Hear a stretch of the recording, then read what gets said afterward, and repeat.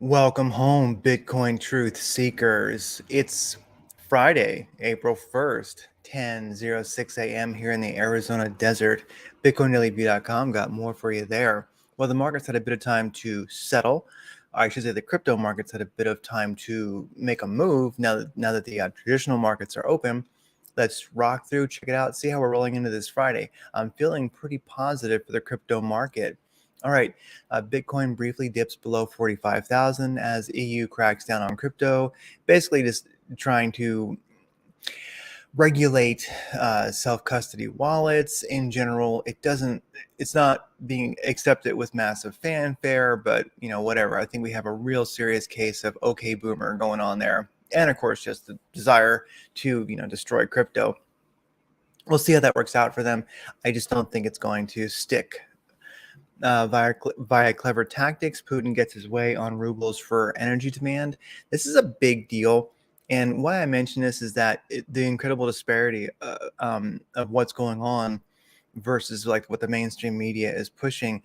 I've never seen ever in my life such an incredible variance. Isn't that hard to know what's going on over there with the Ukraine conflict or even understand the reasons for it happening? But I've never seen the mainstream media in such a just panic disinformation mode, and that's not good. People need to know what's going on.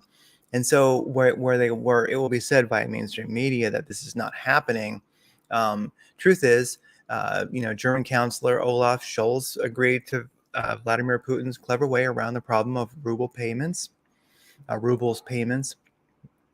and then also the EU will pay in euros and via a separate account at Gazprom, the euros are immediately converted to rubles. So in a sense, Russia wasn't silly. They knew that paying in rubles is ultimately a good way to lose the deal, as in they send the oil and they don't get the money. And they want to protect the ruble right now, which has been struggling for a bit. Now it isn't really. Well, anyway, I just bring this up because it's amazing. Most people think, oh yeah, they're getting their butt kicked, they're losing the war. They're not. And also about what the foundation of the war is about. I wouldn't even call it a war. It's I won't even get into it. Let's all have a good weekend, But basically, just for real, this is happening. And with this getting around this is also getting around the sanctions. So, I mean, ultimately, by a forex exchange, at Gazprom, yes, they pay in rubles, which then eventually, which instantly get converted into rubles, which then that's what the Russians take. And with that, until that conversion actually happens, to ensure that Russia's getting their funds the way that they want to, like no oil or gas is coming. So basically, they're just making sure that the transaction happens and they get their money. They might have even been willing to do it in euros and such, but they had a fear of with some underhanded trickery, which I don't understand, but I've heard it explained a few times that they would get cheated out of their money. Basically, Russia wouldn't get their rubles. So that's part of why they're doing this, and then also to get around sanctions and start pushing on an international level a gold-backed ruble. So this is interesting. The sunrise is in the east. It may be time for the BRIC nations as well. If we don't start getting a little bit smarter, it's not going to help us. Ruble versus USDT, I should say ruble versus USD. It has gotten that perky burst yesterday. Now it's back below the 75% mark. So taking a bit of a dump today. We'll see how that plays out. We're still pretty healthy. We're above the 50 moving average. Anyway, let's see how this goes. I can tell you right now, I think this chart will show you how the war is going. I don't want to call it a war. Let's just call it something else. Anyway, looking at space weather, we had a big X flare, and then we had an almost X flare in the last day or so. And what's interesting about that is I could read this, minor G1 class geomagnetic storms are possible on April 2nd and 3rd when CMEs from this week's strong solar flares are expected to graze Earth's magnetic field. Wednesday's X.3, it's a pretty good flare, and Thursday's 9.6, almost an X flare. Both launched CMAs into space near the edge of the Earth's strike zone. So glancing blows could spark a new round of high latitude auroras. So, hey, wherever you live in the U.S., man, keep it on the sky. You might see aurora up there. So we shall see. Interesting times. Also, One of the things that kind of gets me about all of this is, and I'll refresh this one more time here. Has this been updated yet? No, it hasn't. Usually this is updated rather quickly, but for whatever reason, we're seeing really old data. This is basically a projection, and you can see that these are the two solar flares. These are the two CMEs that happened earlier in the week that hit Earth, and to no great effect, but there kind of was an effect. And if you look here, we definitely got some serious KP index bump there. These candles are all 3 hours going to the current time here. So right now, it does look like we're starting to see the X-class flares show up. We're going back into the yellow here at the KP index. So be sure and wear, well, you know what? Just do what you're going to do. Interesting space weather. Depending on how these affect, and we don't know because for some reason, and I would just say it's troubling that this is not being updated. It's just weird. They don't usually lag so much. So let's keep an eye on this. I'll tell you what, if you so desire, I will post this here in the live comments. I'll also put it over at the Daily View Telegram chat, and keep an eye on this yourself. Watch for what's going to happen. But we should get an idea of when it's going to hit and such. But right now, we're still very, very late. The data just isn't coming out. But we might even see someone predicted up to 6 or 7 KP index, which definitely just make sure you stay hydrated and you're ready for transcendence, and just be aware. Anyway. Let's go here. We're at 4.7 or really 4.8 billion in Bitcoin trading volume last 24 hours. That's pretty massive. That's great going into a Friday, especially with the volatility that we've had. I like what I'm seeing. Looking at cryptometer.io, where it's showing 6 billion in trading volume, up 27% last 24 hours. Buys up 19%, and sells are up 37%. This is so troubling. I have a hard time reading this. I never can quite tell what it's saying. So market sell, it's in the red. So is that, screw it, whatever. I'm going to stop reading this part because it confuses me. So you know what? Just total volume, 6.3 billion, volume change. It's up 21%. And I can't tell with the way they're presenting that data there about buy and sell orders. Looking at spot trading for all pairs, it's back in the green today, even with the volatility. I like that. Big exchanges are rocking. Gosh, Binance is almost at 30 billion. That is a big friggin' deal. It used to be where 30 billion was a good day. So we're starting to see Binance volume like I have not seen in weeks, if not months. So this is a big deal. Coinbase Exchange, usually over 3 billion now, where 3 billion used to be a good day. Crypto.com exchange, gosh, I remember when it was only doing $1 billion or 2 billion, or now it's doing like 4. So we're seeing great volume. People are in the game, and this is retail. Okay, so retail is in the game. Let's look at derivatives on Binance. If you're above 75 billion, you are having a rockin' dang day. We're at 77.8 billion. So we have glorious volume today for both Bitcoin and spot. That's pretty darn remarkable going into a Friday. Looking at the top 100. All right, we're at 46,161 for Bitcoin. We were a mix of green and red in the market this morning, but we continue turning more towards the green as Bitcoin finds its footing and begins to retrace after a dump. Solana, good news, up 7%. I like that. Aave, AAVE, up 20%. Pancake Swap, up 11, which means to me that people are buying them shit coins that you can only get on the DeFi exchanges. So this is wonderful. Maker, always like seeing MKR do well. It's up 9.8%. So we're doing really great. We are seriously rebounding from that dump. And basically, yeah, that's the thing. News happens. I mean, it just does. And I think the EU news, whatever. I mean, that was just a marker for whales to manipulate. They always like to kind of hide behind events. I don't know if anyone really cares that they, are trying to ban the non-exchange based wallet, self-custody wallets. Not ban, but regulate. We'll see whether that was just the whales were waiting for that as a time to do some manipulation, or whether that actually really caused fear in the market. I just don't necessarily. I don't buy it. I think the whales just use it as a smokescreen, to be honest with you. Who cares what the EU does and what they regulate as far as wallets? okay, boomer, old legislators out of touch, haven't worked for the people for a generation, actually generations, longs versus shorts for Bitcoin on Binance, 62% long, 37% short. With all them longs, you know what's going to happen. It's going to be a short squeeze probably, or a long squeeze. Just be wary. That's a lot of positive momentum. Bitcoin's pushing hard. The shorters are going to start getting all kinds of, excited and drooling and, doing inappropriate things. So just saying, this is very, very exciting moment for the shorters. I've already talked to some other people, other traders who've already, gotten out. They did a swing at the bottom. They're already out. So Bitcoin may retrace a bit. So watch out. Definitely. It's a lot of longs we have in place. The exchange itself might just do a big move to clear those. Ethereum on Binance, 53% long, 46% short. Definitely a slight long bias for Ethereum. So long bias for Ethereum and Bitcoin, just watch out because that long bias is pretty heavy. We've got a good deal of longs on. And you can also see like with the, derivatives, if we look here, the derivatives on Binance, 77.8 billion. That's freaking massive. So, watch out. The exchange makes money when those get wrecked. So if you're long, just be careful. If you're in profit, definitely maybe get a stop in there, All right.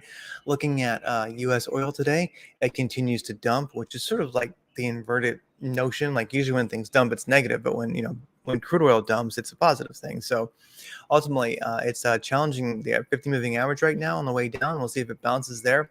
But US oil right now at $99 a barrel. Not bad. We'll see.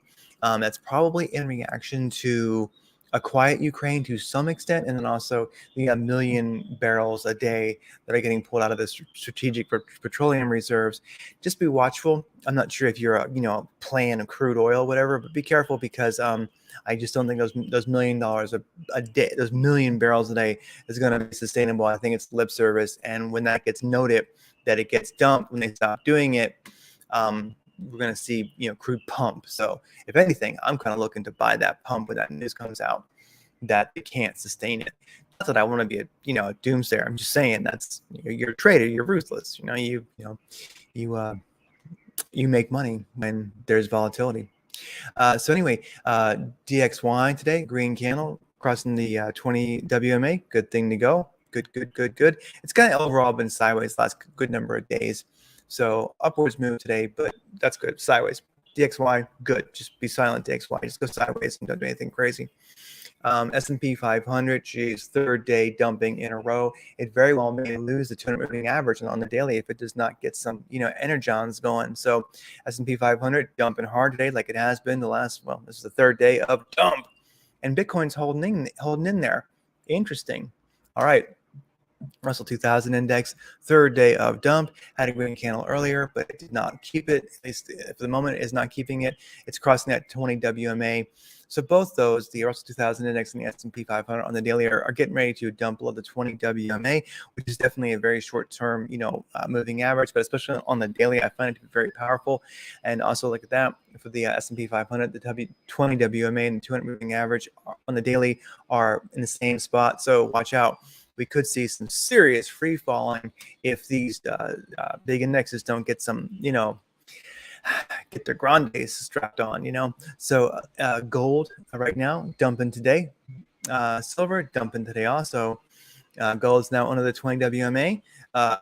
So that's not so great. It's a little bit the 50 moving average. So we'll see. Anyway, it's kind of sideways if you look at it, but we'll see. Gold just sideways, not very strong today.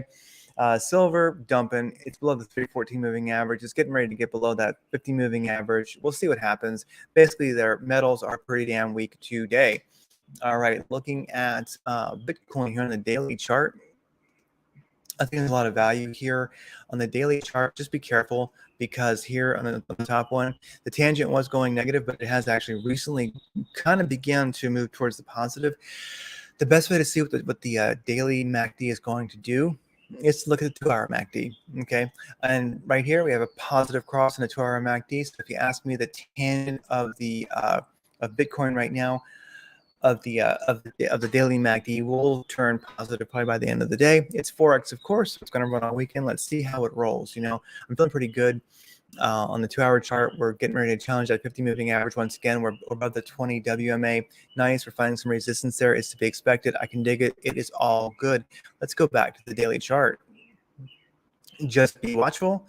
Watch this MACD on the daily to continue moving positive. If it does not, especially going into the weekend, may have some, more downturn. It's holding the 314 moving average and the 20 WMA on the daily chart. That's good enough. It maybe will challenge this 200 moving average. We need to do that. It's right around 46. It's right around like 48,200. We get above that and hold it. That'd be great. Looking at the bottom here, the PAX Gold versus basically it is, PAX Gold, PAAXG, bought with BTC. It does the exact opposite. These are like mirror images of each other. It's kind of fun to watch this. If I see Bitcoin really getting some velocity towards the downside, or if it appears to be setting up that way, I might do a hedge into PAXG. I've won this as many times as I've lost it. Kind of got nowhere trying, but interesting. It's an interesting play. If you get it just right, you can make some nice gains. Looking at the 4-hour chart here, as you can see, we dumped kind of hard on that news right here. This is the news dump, or basically I would say the manipulation dump by the whales under this, behind the smoke screen of news, in my opinion. So we dumped, we wicked. As I've done this Fibonacci sequence, the run kind of started here that I see right around the 13th of March. Up, we dump, and we kind of did a 382 bounce around 44,000 or 40, right above 44,000. Not a bad spot. We bounce where it's logical. We're staying here in the middle of the RSI cave now. It's a 4-hour chart. We're back above the 236 fib level. We're kind of here. I always am a little bit hesitant. I don't really like to play anything right here. It's just a little too risky for me. It tends to trend towards the downside if you hang out there too long. Anyway, it's not my favorite place to play. So let's see if we get a retrace and a bounce. We're above the 200 moving average still. It's strong enough. I mean, Bitcoin's recovering. I like that we're seeing a powerful, V-shaped recovery right now. Myself, it's not something I really want to play, swing in and out. I'll just mention here on the 45-minute chart, I did put a little bit of cash in right here. When I saw it begin to recover, and it got back in explicitly here, you can see the boom. You can kind of see where it got back in the RSI cave right here. And so I kind of bought back in there. We got back to the 8 moving average, which is a red moving average there. This is a good spot. I had a small position just because I was a little bit worried when it wasn't getting above that 314 on the 45-minute chart, but then broke. Got above the 200 moving average. That was really, really glorious. Did not get all, it just got green Madrid ribbons here, just this very moment. That's wonderful. All the, it's flickering back and forth. We got above the 200 moving average at the top of the RSI cave. Bounce, that's to be expected. Did not hold the 200 moving average, but now we're beginning to turn back up. So let's kind of see how this rolls. In general, these indicators here are a little bit indecisive because when you have this much volatility, especially on this, the short time frame, it can be quite difficult to really read it. It makes your indicators go a little bit nuts. So I'm going to keep my position. It's not that great, but I do know, plenty of people who already sold right up here who are scalping hard. So if that's your prerogative, do so. And also do remember, as we saw back here, looking at, where was it? Blockchain Whispers, we got a high percentage of longs, and when that happens, well, you get a high percentage of wrecked. So be careful, everybody. We could see a retrace, but anyway, I'm feeling strong enough. This is looking good. Bitcoin pumped, got kind of far from the, if you can see it here, the 8 moving average, which you'll see. Damn it. 8 moving average, this red moving average here. Whenever you get far from that, you're going to return to it. So we're back to it. We're back in the RSI cave. Let's see if we get another challenge of that 200 moving average cross. If we can get above that and hold it for a couple hours, it's going to be a very, very good weekend for alts. It already is. But really, we're very, very in it. It's a very indecisive place, being between 200 and 314 moving average, I find, on the 45-minute chart. So really, before I get too sparky, I want to see it above the 200 moving average and hold it on the 45-minute chart rolling into the weekend. Once it's above 6 hours, about 12 hours, I'm going to feel really good about definitely some alt magic. So anyway, with that said, don't you want to see what happens if you don't give up? Hey, you know what? That's all. That's the absolute truth. Remember, for every Bitcoin Satoshi you own, a piece of shit banker cries, and that's really important. We want to keep them crying. So keep stacking those sats. Everyone is a vote and a statement, an assertion of confidence, and a beautiful sci-fi future for humanity. Something beautiful. So keep it up. And maybe trading's been a little bit annoying the last couple of weeks, months, whatever. We're moving into a much more positive time, much easier to make money, even just hodling. So that's my thought for the day. That's my PSA. Don't you want to see what happens if you don't give up? Don't give up on yourself. Don't give up on humanity. Don't give up on crypto. Don't give up on the peaceful revolution. And I will see you later.